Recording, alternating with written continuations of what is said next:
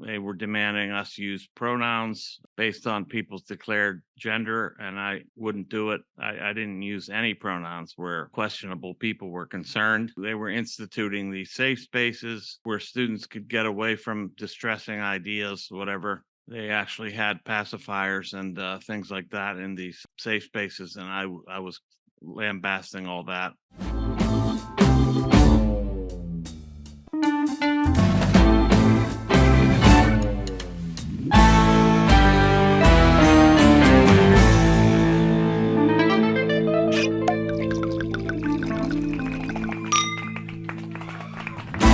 Hello, welcome to the Wiggin Sessions. I'm Addison Wiggin. We kick off a new season today with Michael Rectenwald, who is the Libertarian candidate for president in 2024 and also a distinguished fellow at Hillsdale College. Welcome, Michael. Good to be here. Thanks for having me on.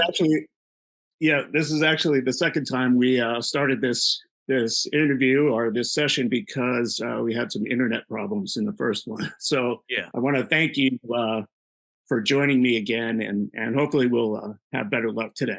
You had an interesting career at NYU. You were a professor there for 10 years, and you ran into some issues with the administration over what used to be considered political correctness, now goes by the name of woke.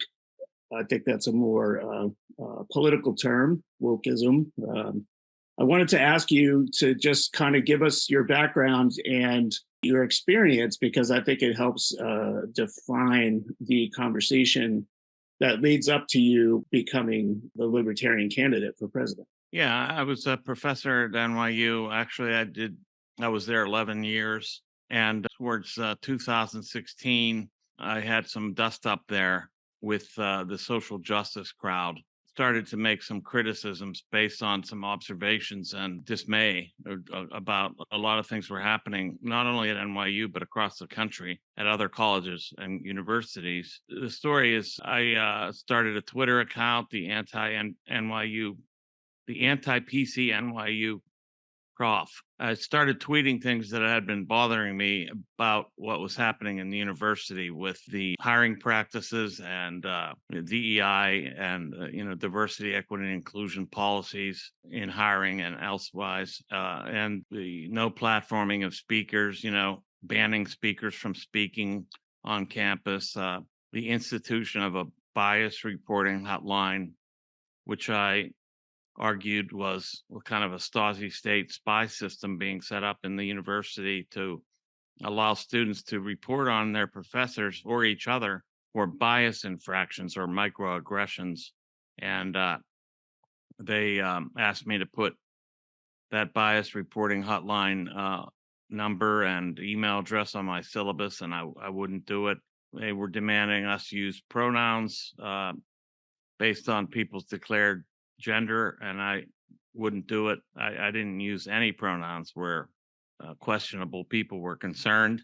And they asked me to, they were instituting these safe spaces where students could get away from distressing ideas, whatever. They actually had pacifiers and things like that in these safe spaces, and I was lambasting all that. There was Halloween costume issues in October. They wouldn't let students wear so-called costumes that undertook cultural appropriation, things like this. So I started to tweet about it and was interviewed by a student newspaper reporter, during which time I came out as myself.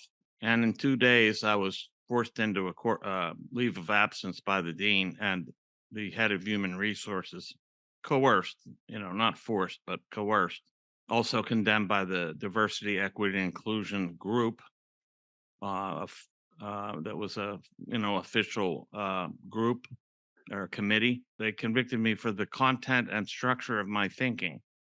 So I was convicted of wrongthink, and it went from there to the leave of absence. Then I was making national news, got on. The story got picked up by the New York Post first, and then Fox, and then it spread. I was on Fox News programs during the leave. They were not happy, the NYU administration, and tried to deny that the leave of absence was their idea. So when I came back from the leave, I was lambasted in a series of emails by these professors, like 5 of them, and they moved my office to the Russian department, kind of consigned me to my own personal gulag, as I like to say. And then I sued them. I sued NYU and I sued these professors for defamation and libel. And But let me just read a quote that I have here. They had accused you of sexism, bullying, drug use, abusing your position as chair of the hiring committee, and physical and sexual harassment. I mean, those are pretty direct accusations, considering what you were doing was challenging their policies. yeah, that is all such baseless nonsense. And that's why I sued, because there was no merits to this. And they, were publishing these statements all over the email. The fact of the matter is, I was like one of the top professors in this whole program that I taught for, not only in terms of student evaluations, which are very important in the universities today, but also in publishing and scholarship more broadly, and bringing in conferences and scholars from all over the world to various conferences that I set up, that I organized, that I conceived. So all of this was baseless, and it was worthy of a lawsuit. The attorneys for NYU they mounted quite an opposition. They had like an army of attorneys, and my attorneys couldn't overcome the motion to dismiss. So I invited Milo Yiannopoulos to speak in my classroom on Halloween in October of 2018. This is 2 years later now. They sent out emails from the administration about how they were sorry, but they couldn't stop it because it was my academic freedom, because it was my classroom, not a separate event. And they couldn't shut it down, but the mayor of New York City could, and he did. He apparently, either they called him to get him to do this or he called them, but in any case, they enrolled the mayor of New York City into the story, who canceled my class for 14 students. Then I thought that NYU would come back to the negotiating table, and I was right. My attorneys didn't really believe that would be true, but it was. And as such, I negotiated a settlement. I actually retired technically in good standing. In fact, I still have NYU benefits. I still have access to NYU library materials online and off. And I left in perfectly good standing as a retiree, because I reached the maturity date for that just in the nick of time in January of 2019. I'm curious, and this is part of the reason why I wanted to talk to you, and I'm interested in your story. On your website, it says that you were a former Marxist professor, but then you became, because of this experience, I believe, a champion of liberty in opposition in all forms to totalitarianism and political authoritarianism, which include the social justice movement in that group of people who are not interested in supporting free speech. And you were the direct target of people trying to really censor your opinion or your ability to give a forum for people to exercise their own right to free speech. Yes, absolutely. I do consider the woke ideology a totalitarian movement, and it's pretty much shown itself to be that since. They just try to shut down all speech they don't like. They even set a campus on fire in the spring of 2017, Berkeley, for the same speaker that I would invite to NYU, by the way. Yeah, so there was kind of like a eureka moment there when I realized that I was dealing with the left, in terms of the left itself, because I was not only assailed by these people, but also by broad swaths of leftists from on the internet and elsewhere, I decided I wanted nothing further to do with the left at all. And became a civil libertarian immediately, and then started to read into the political economic theories of libertarianism. Became a political and economic libertarian very soon after, by 2000, early 2017. Do you find that there's similarities between the belief structure that you had when you consider yourself a Marxist and civil libertarian ideology?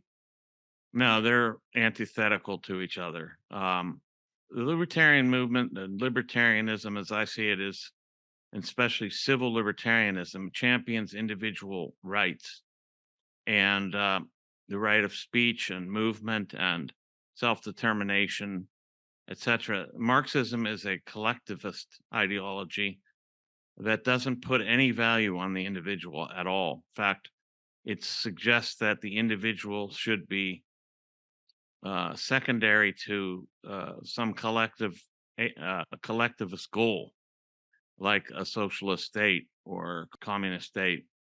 I'll call it socialist communist because Marx didn't really distinguish between the two, and Lenin thought socialism was a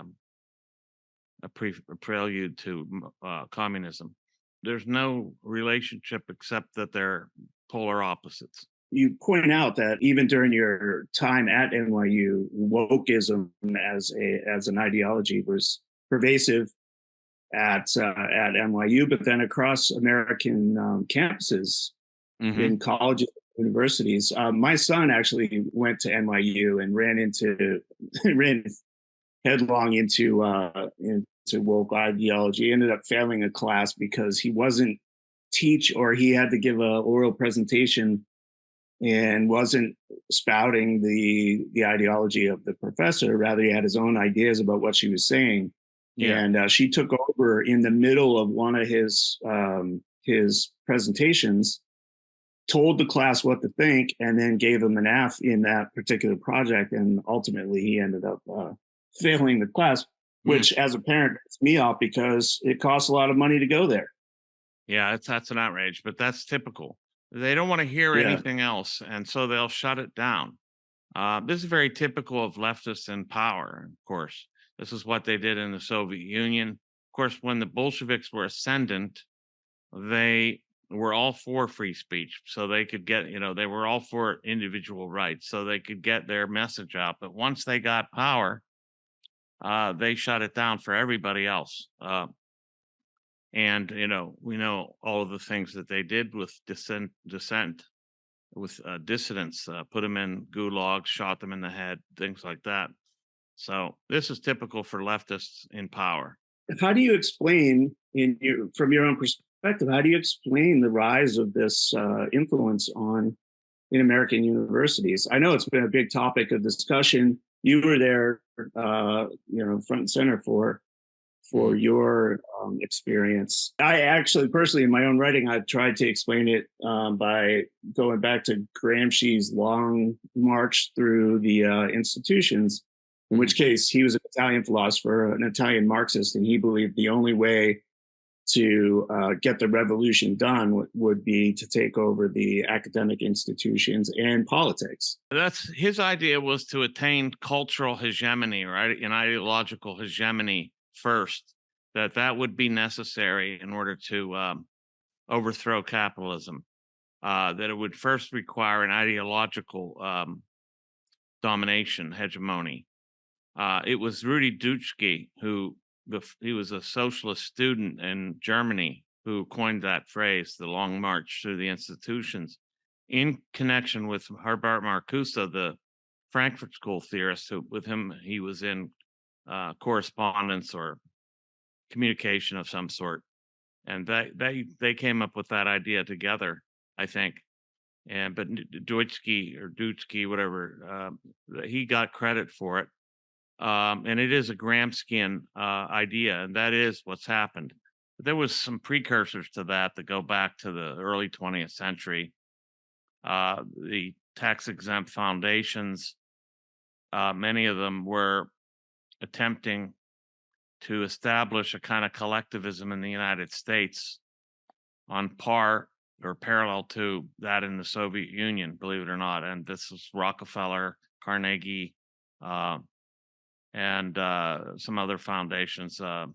They had a huge impact on teachers' associations and historical associations and professors' associations.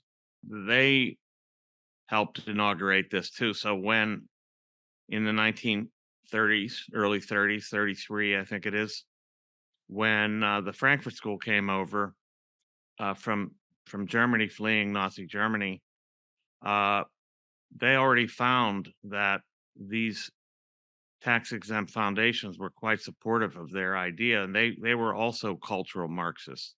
They had they had effectively given up on the working class per se, and thought that the battle had to be won in the ideological realm, in culture, and so they were supported by these tax-exempt foundations. They were they were given grants and so forth to write their books, and those books, especially Marcuse's work, Herbert Marcuse, his work was very instrumental in bringing about what's called the New Left.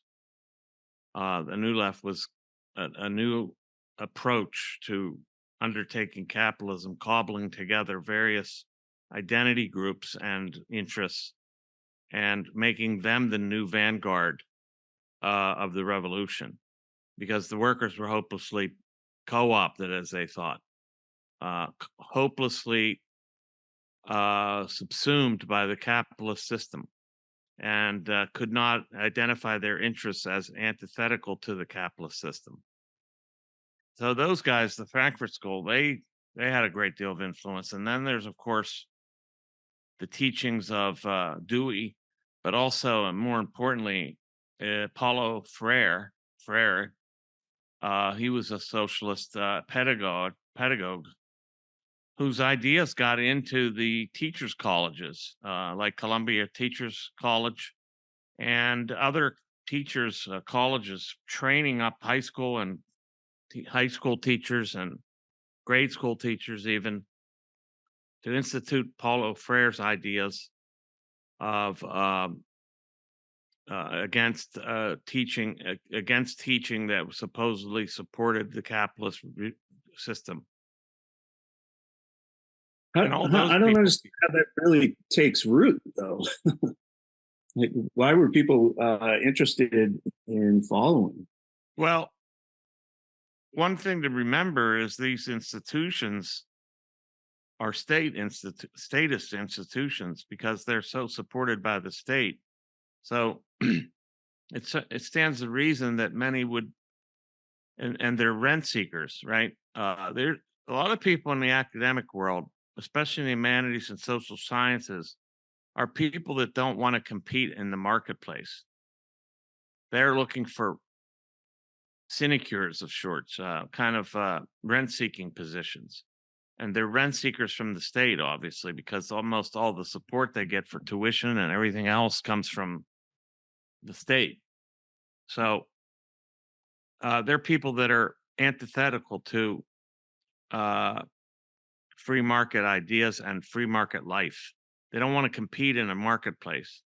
They feel their job should be secured some other way against the viciousness and vicariousness and I'm not vicariousness, the aleatory conditions of the market. You have this phrase that I'm interested in hearing more about, because I think it applies to the students that then carry on wokeism in their own life. I'm also curious why mostly upper middle class in social status anyway, those are the people that take up these ideas the most, and I'm forever curious. I went to school with a lot of them too, and we would stay out late at night and drink wine and have discussions about anarchism and progressivism and those kinds of things. And I always thought it was interesting intellectually. The history of it was fascinating to me, but it also didn't seem like a world I wanted to live in. But then a lot of people then go on to do it. And you have this phrase that you use called subversive elitism. Yes. I wonder if that's how you're describing what Lenin would call the useful idiots, the people that just take up the ideology and run with it. Yeah. Is that your phrase for describing like legions now of people that are out on the streets really spouting things they know nothing about? Yeah. Yeah, I've argued that there's a class of people whom I call subversive elites who have been interested in dismantling the free market system, period. And they take these subversive elites have existed since the early days of the late 19th century into the early 20th century.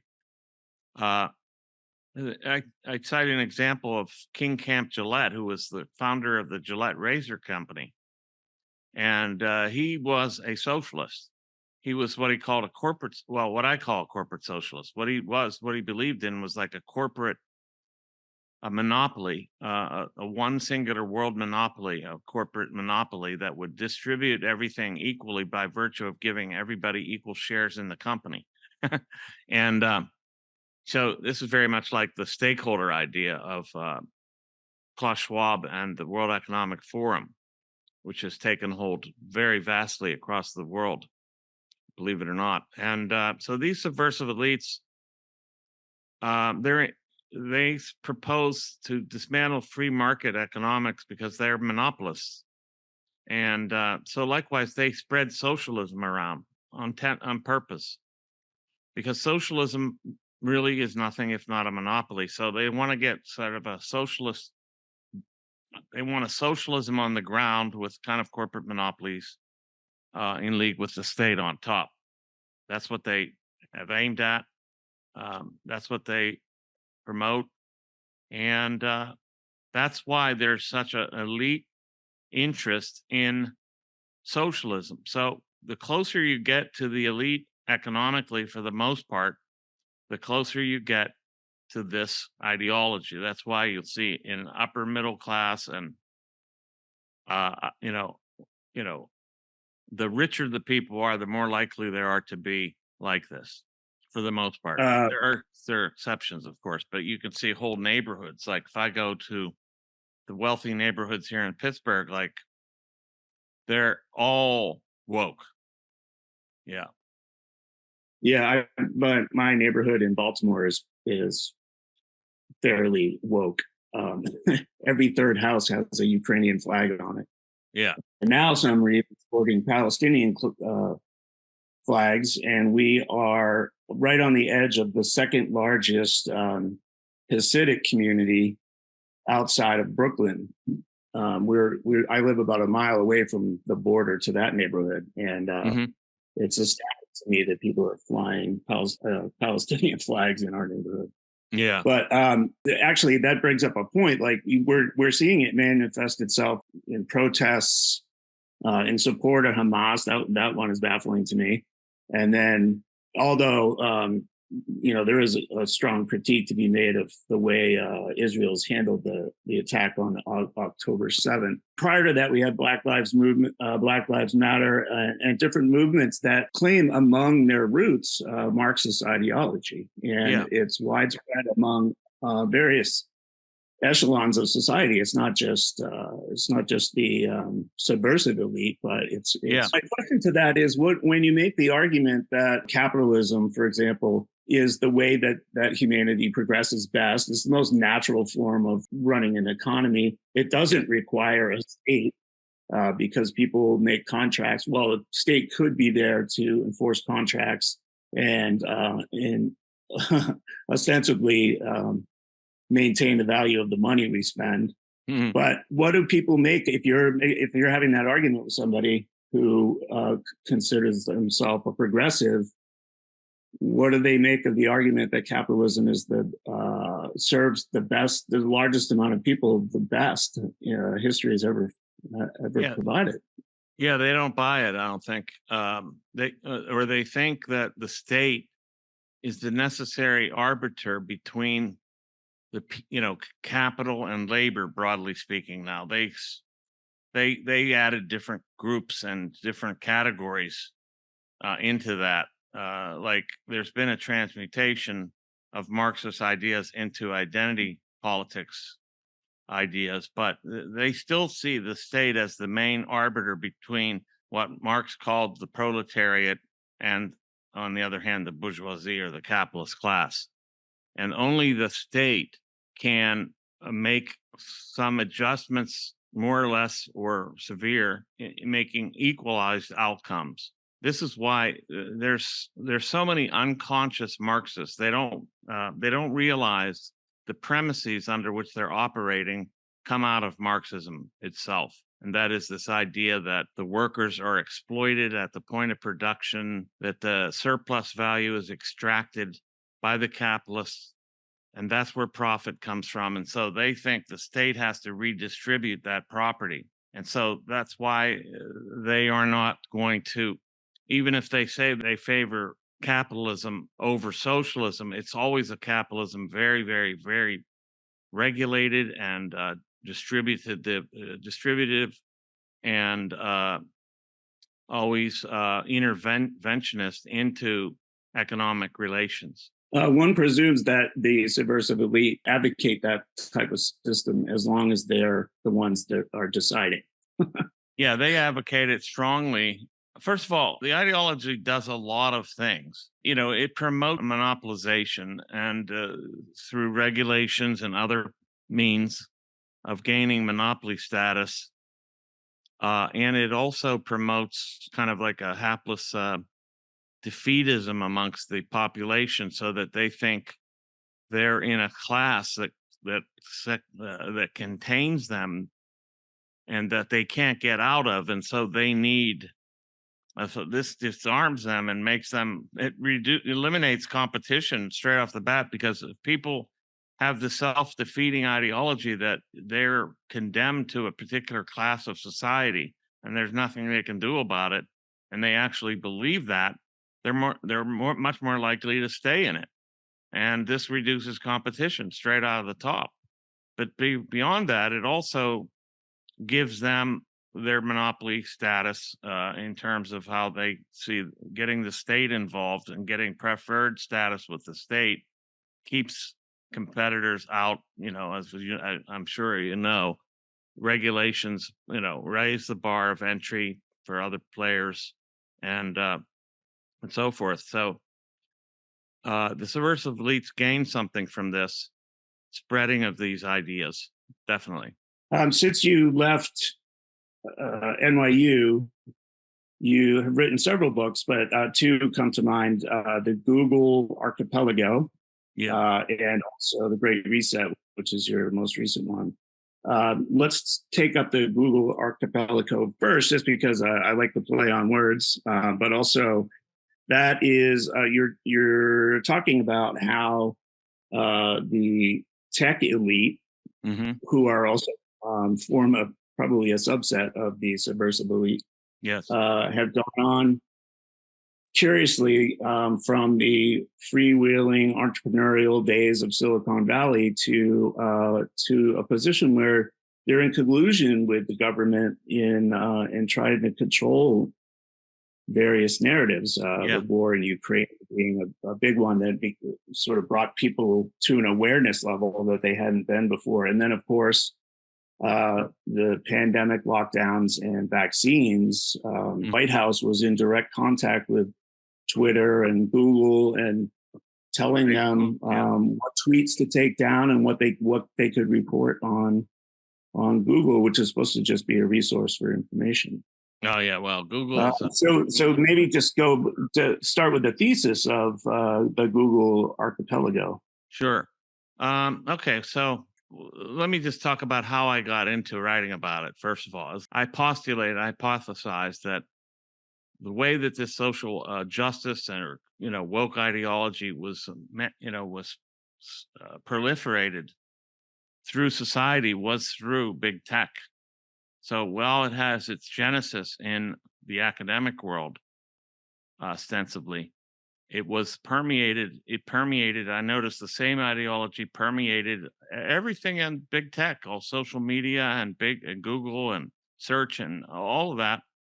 And so I wanted to investigate it. And so what I found was that it indeed does, and that they are these corporations are what I call governmentalities. They are appendages of the state. They increase state power and precision and knowledge control, narrative control, and uh, they are also leftist in orientation. This is a big part of the thesis, and they're leftist authoritarian in particular. Now you're right. Silicon Valley started as a freewheeling left libertarian so-called movement, or it started with that kind of ethos, I should say. And then it morphed into this authoritarian leftism. And that morphing leaves you with all of the sensorial and information control, downlisting, blacklisting, banishing news, information, and people, and opinion. And that's all part of their function. I think that their function is to serve as the leading edge of this leftist authoritarianism that's really run rampant over society. I see they're the leading communicative and ideological edge of that. So that's kind of the thesis. There was a lawsuit filed against the White House and the Biden administration, preventing them from contacting. An injunction was passed while the lawsuit makes it way through the courts, but preventing the White House from contacting Twitter, most notably before Elon Musk bought it, and then Google and some of the other social media outlets. I maintain, because I have this debate and argument with some of my friends all the time. I have friends on one side who are like, this is the end of democracy as we know it. This is the end of a free society. And then I have other friends who support it. So then I end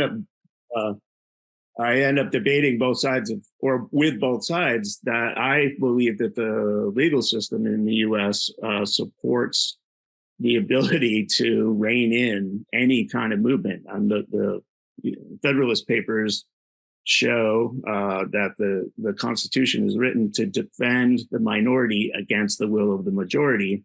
And I believe that that's actually underway in the court system right now. Do you think that case will, I assume it'll end up at the Supreme Court, but I wonder what happens when it does get there.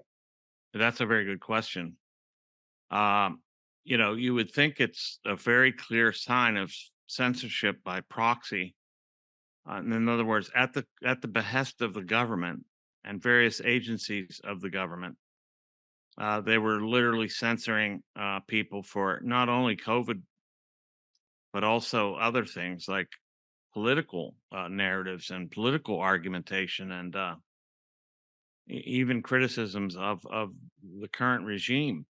So it's going to be tricky, I think. But they have inserted into that health aspect here with the COVID thing, that the state, they may rule that the government does have the right to try to mitigate harm in the cases of like a pandemic and things like that.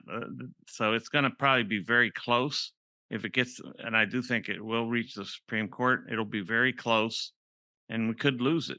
One of the counter arguments I heard or read about, I think it was in the Louisiana federal court that placed the injunction. One of the counter arguments that the White House made was that putting the injunction in place and preventing them from talking to Twitter was a violation of the government's First Amendment right to free speech. If that's not Orwellian, I don't know what is. That is unbelievable. There's nothing in the Bill of Rights that says that the government itself is protected by the Bill of Rights or by the First Amendment. So that would make it a government right of free expression that would make censorship a right, a First Amendment right of the government. That's absolutely ludicrous. Yeah, it's the exact opposite of the amendment itself, of the intention of the yeah, amendment, which yeah. is individuals from the government. I mean, it's true that the individuals in the government have a First Amendment right, but that right doesn't include the right to curtail or abrogate the First Amendment right of people that aren't in the government. That's just absurd. I suspect that that's what that one argument. That's an argument that will make its way to the Supreme Court. The Supreme Court is going to have to weigh in on whether the government, like corporations, have legal rights. Yeah, that's crazy. Of those rights, it would be declared that they have the right to their expression is equivalent to the squelching of expression of citizens. That's so twisted, but leave it to a lawyer to come up with that.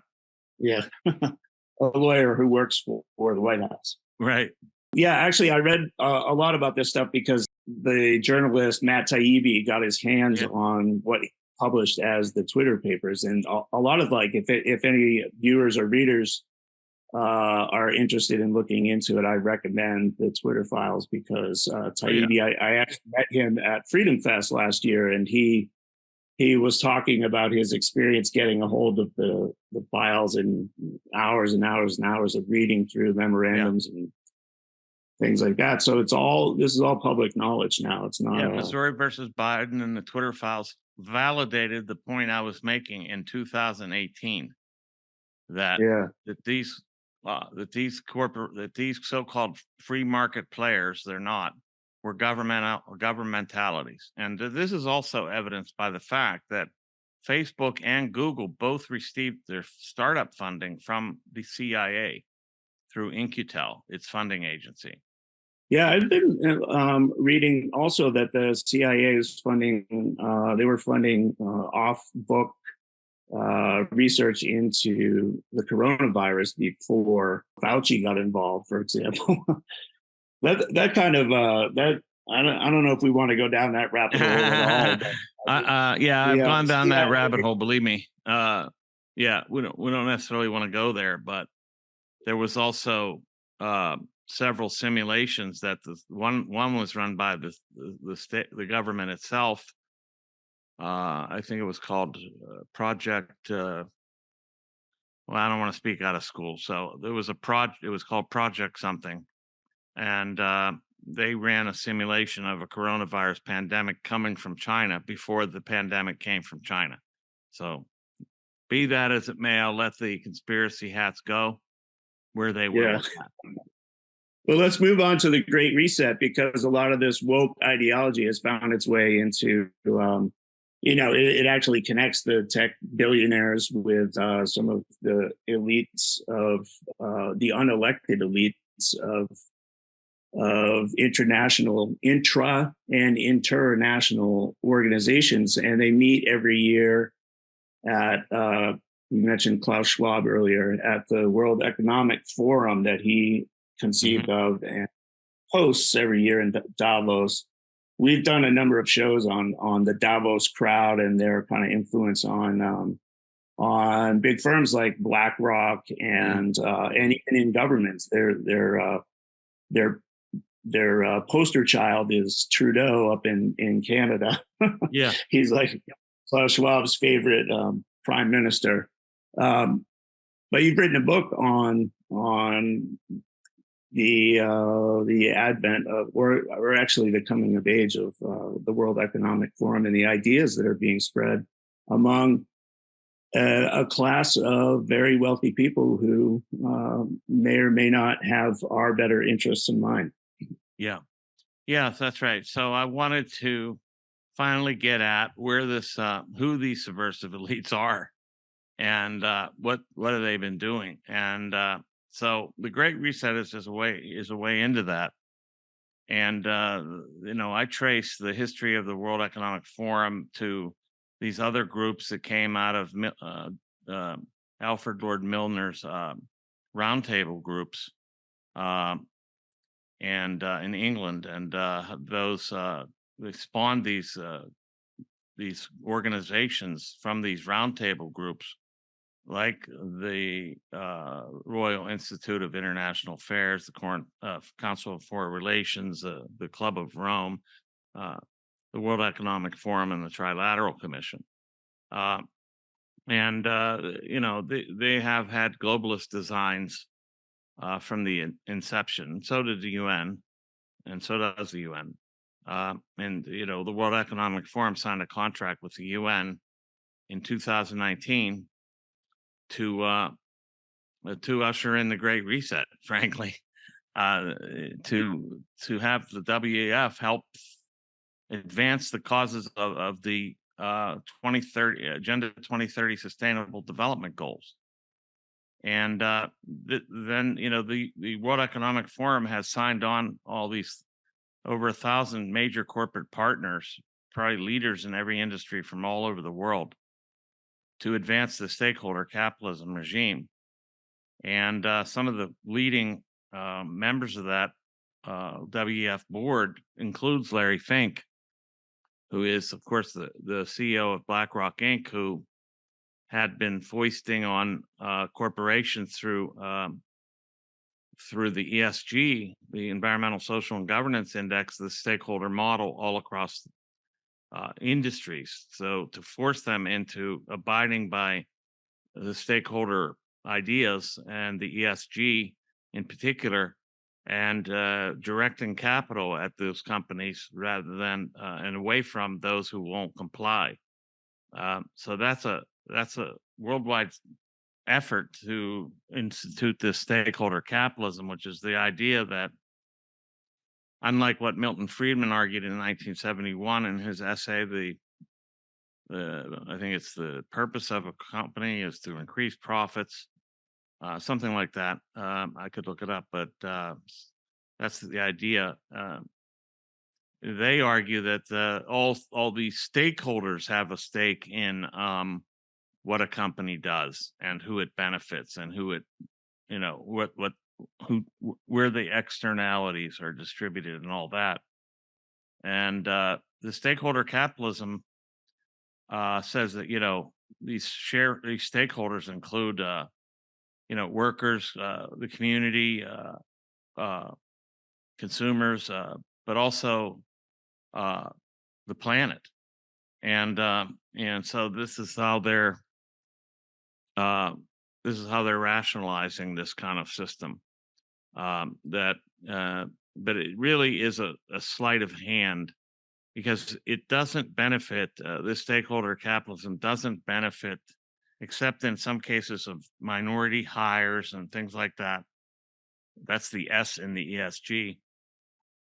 It really doesn't benefit the people that it's supposedly benefiting. It really benefits these corporations who get a kind of cartel status by virtue of buying into the ESG. And it's what I call the woke cartel. They become part of the woke cartel, and everybody else is out. And that cartel controls capital investments and production, and who's in and who's out, and it deems some companies to the waste bin of history. But they also end up doing things like supporting Ukraine, and one assumes now they're trying to tie it in with the events in Israel too. That in kind of a perverse way, progressives and in the woke ideology is also in support of war. Yes, instead of advocating for, instead of advocating for free markets and peace, they're doing the exact opposite. They're advocating for increased militarism. Yes, I call it woke imperialism. So, one of the things that they want to bring about is this kind of a woke hegemony across the globe. And they use this wokeness as a kind of alibi for their militaristic ambition. And so, for example, you have Putin on the one hand, who will not bow to the Western woke hegemony, and they see it as part. They use wokeness, just like they did in the war in Afghanistan. It was to liberate women, right? So they co-opted feminism as part of their rationale for their wars, and that's what they're doing with wokeness. It serves as a means to draw people into war as a moral and politically progressive position to take. How does that come about? If you look at the roots of progressivism from like the 60s, and they were anti-war. That was one of the movement that even kicked off the early stages of Silicon Valley. Yeah. Like that ideology in the beginning was about self-reliance and entrepreneurship and peace, and they were anti-war. They were against the military-industrial complex. Now they seem to have co-opted the military-industrial complex, and they're profiting even off of the even if war could be justified as a moral endeavor, they're profiting off it. Mm-hmm. A very complex turn of events in history. Yeah. This is the whole flip that the left did. Well, they managed to get the whole left, so-called, behind everything establishment. And I think they did this using Donald Trump as a foil. They were able to say anything that's opposed to Trump is good and leftist, and anything that he promotes is evil and fascist and whatever. So they managed to get the left behind the big tech, big pharma, alphabet agencies, and the military industrial complex, by virtue of using Trump as the foil, saying anybody that supports him is a fascist, and so to not support him and to support us is to support these noble objectives. Yeah, classic wedge issue. You're either with us or you're against us. Right. And Trump's just stood as a perfect foil. There's no better word I can find to describe that. That is something against which you contrast yourself in order to make yourself look good in comparison. And that's exactly what they did. Well, that's probably a good segue into politics and the presidential race in 2024. One of the overriding headlines narratives that we keep reading about is how many times Trump has been indicted. Yeah. It seems like they couldn't sufficiently beat him at the ballot box, so that now they're trying to make sure that he doesn't run again in 2024. What do you make just of the it's, to me, it's political theater, but Yeah. but that's also what Trump is saying. Everything is politically motivated and whatnot. I think it's an outrage. Even though I intend to be running against Trump, I think it's an outrage what they've done. The political persecution and the political politicization of the Department of Justice, and all these mad DAs across the country, all in line with this, to punish and prosecute and persecute Trump in order to eliminate him as a real political option. These elites don't want Trump. Now, I'm not saying thereby that Trump is really, that he really represents the legitimate anti-establishment view, or movement, because I think in many ways he gets co-opted by them, by the neocons, and not as much as he could have, but he nevertheless gets co-opted by them. And his record isn't impeccable on a lot of these issues. So, but I still think that it was largely a way to, and it still is, it's a way to consolidate a huge block of people behind the establishment agendas. One of the things that Trump promised to do was drain the swamp. That's the famous phrase.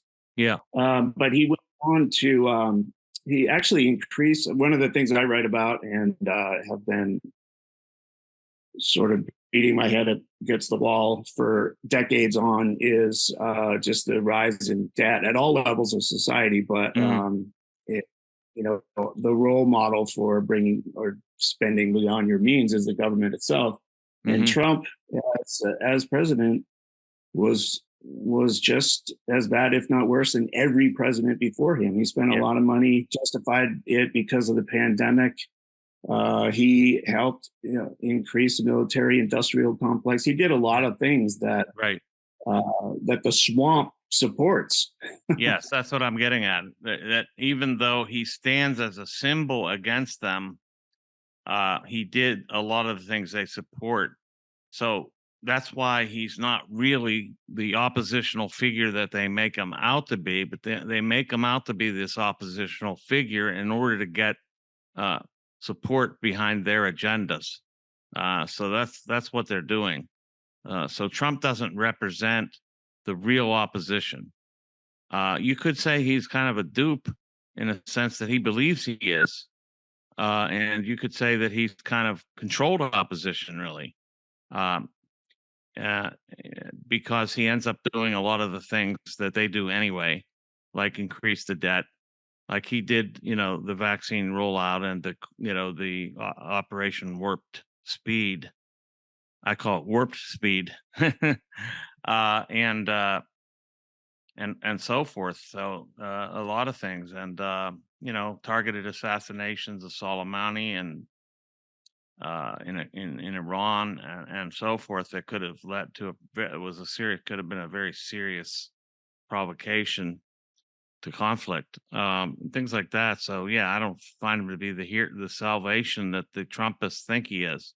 I think he's a symbol that's being used by the establishment to manipulate people. How do you explain the Trumpists? There is, I just saw this this is mainstream media survey. I think it was on NBC News that 43% of Republicans right now, because we're going through the lead up to the primaries, support Trump, and something like 36% of those have already locked in their vote. They're not even listening to the debates. They're not talking about they're saying Trump is my guy. And they, if he is a symbol, as you say, does that represent a pushback against the subversive elite? If they're using Trump as kind of like the straw man to draw support for their agenda, they doesn't the Trumpists represent the rejection of those ideas? In theory, yes. But I think they want to run against Trump because then we're going to be running against a tarnished figure who may not get on the ballot in all the states. So I think they want to run against Trump.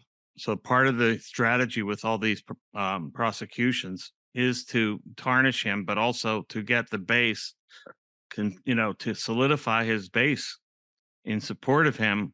So they end up with a very damaged opponent in the general election. I think that's the ultimate rationale behind their activities. What of your own candidacy? How did you come about? I know that you get published in the Mises Institute, and I actually learned this from you yesterday that they had taken over management of the Libertarian Party last year. Mises Caucus, yes. They approached you, but it seems like, especially having had several conversations with you now, you seem like a much more sensible person than running for president. Yeah, they duped me. They got me into it, and it was very difficult to say no because of the vision that they had. So how did you come by meeting the folks at the Mises Institute? Coming from, you've come a long way from being a Marxist professor to to a libertarian writer of the, being published by Mises Institute and LouRockwell.com. Yeah, well, there's two different things here. One is the Mises Institute, which is a nonprofit and therefore a non-political organization that I write for and I have been speaking for at many events. and also I was podcasting for as well. And the Mises Caucus of the Libertarian Party, which has the same sort, it uses Mises as their name, but it's not the same organization at all. So I guess my reputation from the Mises Institute led the Mises Caucus people to become attracted to my writing and my work. So I've spoken also at many Mises Caucus events. And then when they were looking for somebody to, choose as their candidate, as the Mises Caucus candidate for the Libertarian Party presidential nomination, they chose me. They called me and asked me if I wanted to do it. I was pretty surprised. I thought, are you sure you called the right number? Because I never had any political aspirations at all. I'm an author and a public speaker, but I hadn't thought about running for office ever. But they laid out a vision that I thought really made sense, and that that I should do something about, because I think their ideas, and they're my ideas too. I agree with them, and I've written about this too. Their ideas of decentralization, localization, decentralizing the state, decentralizing power, investing it in people at the local level. That's the real mission of the campaign. So, and then I'm the spokesperson for that, and I'm the person who's they've chosen to try to draw in more libertarians to the party as well, to educate the public about our principles and to bring people in. And since I have a reach well beyond the LP, that is the Libertarian Party, through those institutions like the Mises Institute, but also the Hillsdale College, and I've spoken on media broadly, Tucker Carlson several times, many appearances on Glenn Beck, and various inroads into a population that they deem could be part of what they call the remnant. That is, libertarian-minded people who are, maybe affiliated with the Republican Party or the Democrats, unlikely but possible, to get the broader reach that we need. In my own life, I have only voted for president once, and it was when I was a teenager. I think I had just turned 8. And I voted for Ed Crane. He was the Libertarian Party candidate at the time. Oh yeah. And I even thought back then, before I had done enough reading and lived long enough to have my own experiences, I thought the Libertarian Party with a capital L, Mhm. it's kind of an oxymoron, isn't it? Yeah, that's a good point. Libertarians are, If you're an anarcho-capitalist like me, it seems like an oxymoron to want to gain political power. But the thing is that we're not going to defeat the state by some sort of just by sheer will. Uh, we need to do it through activity, and that activity is partially involved in dismantling it from the inside, but it's also from the ground up. And that's what the Mises Caucus is about: is to weaken the state's power from the ground up by getting local power. And that is a prelude to the full private property society that I and they envision. That is, no state, people cooperating on their own, property being the primary principle of organization in society, the protection of private property, recognition of it as the first right from which other rights follow, all that. So, yeah, it seems, and this is a bit of a trick I have to talk about with reference to my campaign, is if you believe in localization, why are you running for president then? Well, as I said, this movement of localization needs a speaker, it needs a leader, and that's why I'm running.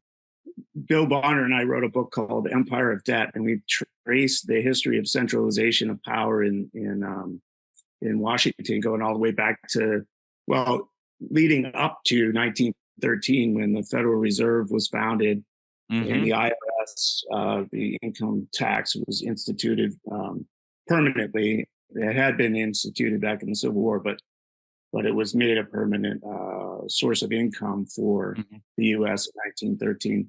And the libertarian writer Frank Fodorov called it, or Chodorov, excuse me, called it the revolution of 1913. And that really just kicks the door off. I mean, in the 30s, we had a whole increase of centralization of power in Washington in response to the crisis of the Great Depression, which lasted 12 years. Which they and caused. then in the 60s, yeah, and then in the 60s, again, we saw another increase under the Great Society, and then arguably under the most recent slate of Democratic presidents with Obama and now Biden. It seems two things: that the centralization is on a roll and it seems to know no bounds, and at the same time, they're not constrained by fiscal conservatism in any way anymore. They think they can just print money, and they've come up with a theory to justify it all in modern monetary theory, which is, simply put, as long as they can collect taxes in the currency they print, then they can print as much as they want for as long as they want. But at some point, the laws of economics have to come into play, and the whole system is going to collapse at some point. I've been saying that for 20 years, and this recent spate of inflation looks like a crack in the armor. But what are your thoughts on the relentless centralization of power, and where does that go, especially if they have tools of what we're talking about with big tech and control of major narratives? Yeah, that's a big question. And I've been approaching this question for years now. And I need to read your book. I definitely want to get that. You'll have to recommend which edition is the best. I'll let you know, because we're updating it for the last edition was in 2012, and we're now updating it for the QE and ZERP period, and then the pandemic and all the stimulus money that was spent there. But that'll talk about in the spring. I think that, centralization is definitely on a roll, and it's getting bigger and bigger, and it can't continue forever. And in terms of the Fed and the money monopoly and the devaluation of currency, I think that we need to take action in order to mitigate its effects on us. And that is by virtue of instituting and, well, not necessarily instituting, but adopting and promoting the use of competitive parallel currencies in the marketplace. Now, they won't necessarily be legal currency in the sense that they're not approved by Congress as legal tender, but they can be adopted anyway by networks of people that say this is what we're going to accept. And of course, these currencies have to be free market. They have to be free market commodities of sorts. Money is a commodity, and they'll have to bid for. People will have to bid for which currency they want to use, and this, I think, is a way to erode the power of the Fed's monopoly over money. Do you see the rise of Bitcoin and cryptocurrencies as a step in that direction? Yes, I think they are. Now, there is the issue of transparency with Bitcoin, and that poses somewhat of a problem because of its ability to be taxed, because of the transparency, and regulated in the future. That's a big concern. So I'm not going to adjudicate which currencies people should use. I'm just not qualified, and I think that's also kind of like a top-down dicta. I think it's going to be up to people what they adopt. What do you make of the Fed's effort to institute a digital currency for the dollar? Yeah, the central bank digital currency, or CBDC, is a nightmare. It's the closing of the totalitarian circle, in the sense that it gives transparency to the Fed over all transactions, and could lead to discrimination as to what kind of transactions you can undertake and who can undertake them. It's a system for perfect setup for total control over all spending and sales. It'll give them the power to instantly, at the push of a button, inject currency into various areas that they think are necessary, like they did with COVID. They could do this much more quickly, directed at various segments of the market. Can totally manipulate the marketplace this way, and distort the market entirely. So it's a terrible prospect, and that's why I say we need to have something underway in advance. Other than from the ground up, sort of grassroots opposition, do you think there is any legislative possibility to halt the use of digital currencies? Well, there is. I mean, there is. There's definitely movement in Congress to do this. Uh, there's, I think, a bill that was floated, or the prospect of a bill that would ban the use of CBDCs. Florida, the state of Florida, has banned the use of CBDCs. Uh, of the digital dollar, as it were. So there is some legislative knowledge, I think, about this prospect and the danger that it poses to the American public in terms of liberty. Whether that'll be successful is really hard to say. I doubt it, because this is a small contingent that oppose it, and the others are buying into the rhetoric that it helps serve the unbanked, and it represents inclusion into the financial system of people that are otherwise excluded. And then there's the people that'll buy into it because of expediency, and convenience as another thing they use to describe how it could help us.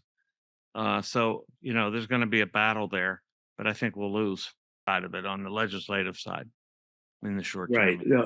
In the effort to encourage grassroots, do you think there's, in the same way that they break down political charts of the United States, they have the red states and the blue states, you think there is the possibility of fractured states like Florida and Texas being more liberty minded and, I don't know, dividing the consensus up?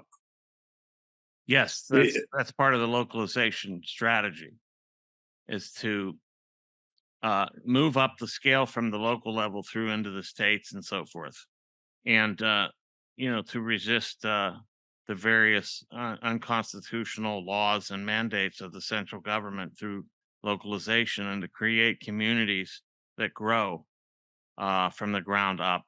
That there will be certainly division along the lines of those who buy into the establishment rhetoric and objectives, even, and those who don't, and that'll probably be oriented geographically.